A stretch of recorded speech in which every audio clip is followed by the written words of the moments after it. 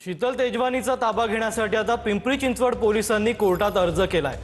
तेजवानीला न्यायालयीन कोठडी झाल्यास पिंपरी चिंचवड पोलीस ताबा घेणार आहेत। रवींद्र तारू आणि शीतल तेजवानीची पोलिसांना समोरासमोर चौकशी करायची आहे। त्यासाठी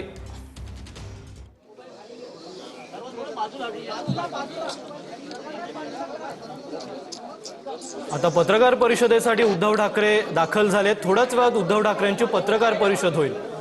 त्यामध्ये विरोधकांना घेण्यासाठी उद्धव ठाकरे कोणते मुद्दे मांडतात याकडे आता लक्ष लागलंय।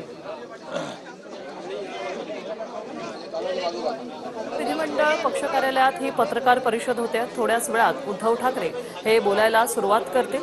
उद्धव ठाकरे यांच्या या पत्रकार परिषदेकडे सगळ्यांचंच लक्ष लागलेलं आहे।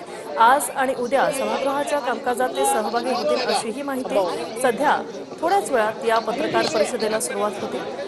उद्धव ठाकरे, आदित्य ठाकरे हे सध्या दाखल झालेले आहेत। नागपूरमध्ये उद्धव ठाकरे यांची ही पत्रकार परिषद।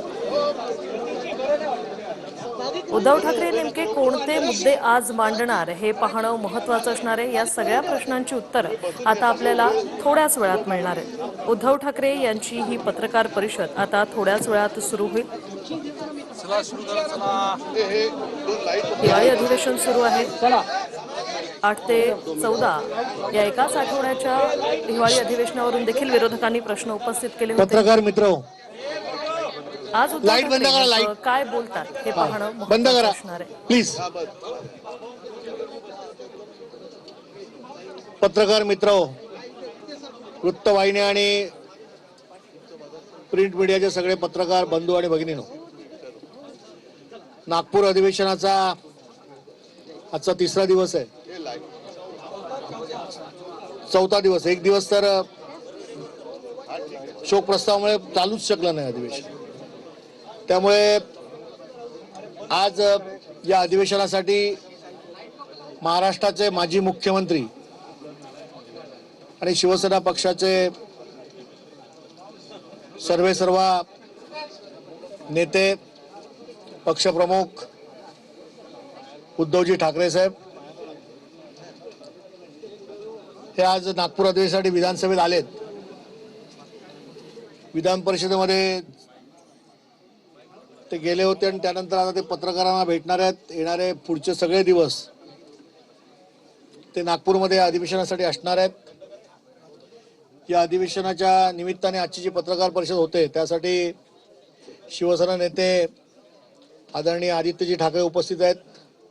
विधानसभेचे गटनेते भास्करराव जाधव उपस्थित आहेत। विधान परिषदेचे गटनेते अनिल परब आहेत, मिलिंद नार्वेकर आहेत, अजय चौधरी आहेत, सुषमाताई अंधारे प्रवक्ता म्हणून उपस्थित, आणि शिवसेना पक्षाचे विधान परिषद आणि विधानसभेतले सगळे आमदार या पत्रकार परिषदेसाठी या शिवसेना उद्धव बाळासाहेब ठाकरे पक्षाच्या कार्यालयामध्ये उपस्थित आहेत।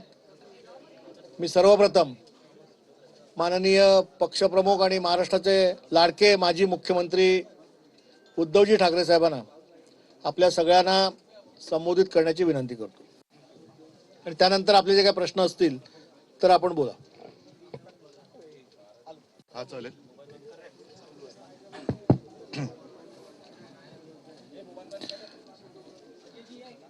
महाराष्ट्राच्या विधिमंडळाचं हे अधिवेशन महाराष्ट्राच्या उपराजधानीमध्ये सुरू आहे। अधिवेशन मला वाटतं अर्ध्यावरती आलेलं आहे।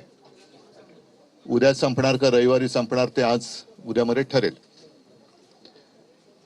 नागपूरमध्ये साधारणतः विधिमंडळाचं अधिवेशन हे विदर्भासाठी आणि साहजिकच आहे महाराष्ट्रासाठी घेतलं जातं। सोमवारपासून हे अधिवेशन सुरू झालं। आजपर्यंत म्हणजे आज गुरुवार आणि अधिवेशन तसं म्हटलं तुम्ही म्हटलं जे सांगितलं की मध्यवर्ती आले। विदर्भासाठी या अधिवेशनात नेमकं काय दिलं गेलं हा सुद्धा एक विषय नक्कीच या निमित्ताने उपस्थित केला गेला पाहिजे। हे वर्ष जे आहे फार विचित्र गेलं आपल्याला। महाराष्ट्रावरती कधी नव्हे एवढी मोठी आपत्ती ही अतिवृष्टीच्या रूपाने कोसळली। मी स्वतः मराठवाड्यामध्ये फिरलो। विदर्भातले आमचे आमदार आणि सगळे शिवसैनिक तसं महाराष्ट्रभरच अतिवृष्टीने हाहाकार माजवला। शेतकऱ्यांची घरं दारं, विद्यार्थ्यांची पुस्तकं आणि विशेष म्हणजे पिकं तर सोडून गेलीच, पण अनेक ठिकाणी माझ्यासोबत आपण देखील होतात, शेत जमीनच वाहून गेलेली आहे. आणि मग त्याच्यानंतर मुख्यमंत्र्यांनी असा एक गोंडस शब्द देऊन एक रक्कम घोषित केली. त्या पॅकेजचं पुढे काय झालं का त्या पॅकेजचं पण ठिबक सिंचन झालंय हे कळायला काय मार्ग नाही. एकूणच या अधिवेशनाच्या निमित्ताने, कारण काय असतं की एक पद्धत आहे, पहिला अर्थसंकल्प येतो, मग मागण्या पुरवण्या मागण्या, मग त्याच्यात आणखीनच्या मागण्या, 75,000 कोटीच्या मागण्या कुठून आणणार, कोणाला देणार, राज्यावरती 9 लाख कोटींचं कर्ज आहे, या सगळ्या गोष्टी आपण बघतो आहोत. पण एक मुद्दा मला या अधिवेशनाच्या निमित्ताने उपस्थित करायचा आहे, तो म्हणजे गेल्या महिन्याच्या अखेरीस देशाचे जे मंत्री आहेत, कृषी मंत्री शिवराज सिंग चौहान, त्यांनी सांगितलं की महाराष्ट्राकडून आपत्तीग्रस्तांच्या मदतीसाठी कोणताही प्रस्ताव अद्याप आलेला नाही. आणि हे राज्य सरकारचं बिंग त्यांनी फोडल्यानंतर घाईघाईने शेवटच्या आठवड्यात एक प्रस्ताव केंद्राकडे पाठवला असं जाहीर करण्यात आलं. आम्हाला आता जाणून घ्यायचंय की हा नेमका प्रस्ताव काय गेलेला आहे, किती रकमेचा गेलेला आहे, त्यातून कोणाला मदत होणार आहे. राज्य सरकारला मी पण आहेच विधिमंडळामध्ये, आपण भाग पडलं पाहिजे की हा राज्याच्या मदतीसाठी जर का आपण प्रस्ताव पाठवला असेल तर तो पटलावरती ठेवला गेला पाहिजे.